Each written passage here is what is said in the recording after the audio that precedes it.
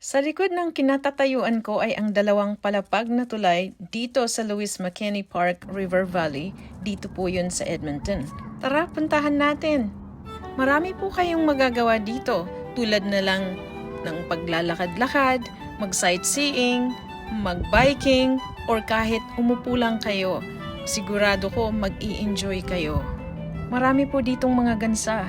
Dito sa aking kinatatayuan ay may dalawang sidewalk at sa gitna naman, ito naman yung para sa mga cyclist. Sa ceiling niyan, ang ganda ng pagkakadesign nila. Sa ilalim nitong tulay ay yung ilog mismo na kung saan pwedeng dumaan dito yung ferry boat. At yung nasa itaas ay yung para sa train. Yung sa hill part ay mga condominiums po yan at mga major establishments.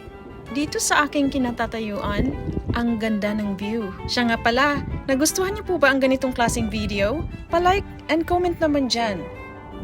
Ayan ang aking asawa.